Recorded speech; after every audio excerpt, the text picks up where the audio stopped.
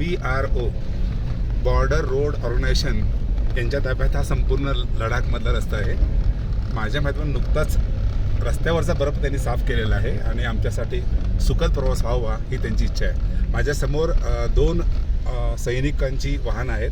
हिरव्या रंगाच्या आपल्याला पुढे दिसतात, म्हणजे पांढऱ्याच्या पुढे ज्या दोन गाड्या आहेत त्या सैनिकांच्या अधिकाऱ्यांच्या गाड्या दिसत आहेत. माझ्या डाव्या बाजूला बर्फवृष्टी स्नो फॉलिंग सुरू झालेलं आहे.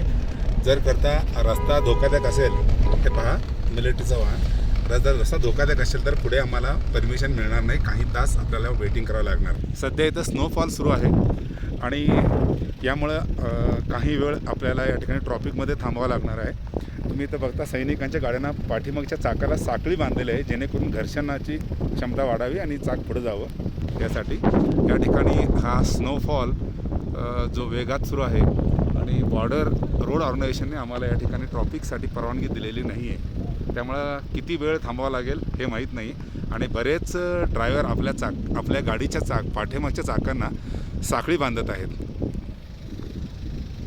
तुम्ही पाहू शकता इथं स्नोफॉल सुरू आहे आणि या ठिकाणी प्रत्येक ड्रायव्हर आपल्या मागच्या चाकाला साखळी बांधून त्याची घर्षण क्षमता वाढवत आहे.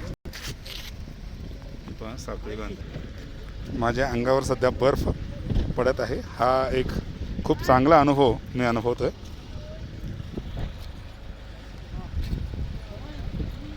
अंगावर बर्फ पडत आहे, हा एक खूप चांगला अनुभव मी अनुभवतो आहे. वृष्टीमुळे ट्रॉफिक जाम झालेलं आहे. जसं आपल्याकडे पाऊस सुरू झाला तसं बर्फवृष्टीमुळं या ठिकाणी गाड्या थांबलेल्या आहेत. आता बायकर्सना या ठिकाणी परत जावं लागणार आहे, कारण बायकर्स या ठिकाणी स्लाईड होण्याची शक्यता जास्त आहे. किती वेळ थांबावं लागेल याची काही गॅरंटी नाही. माझाही गाडीचा ड्रायव्हर या ठिकाणी साखळी बांधत आहे चाकाला. बर्फवृष्टी सुरू आहे.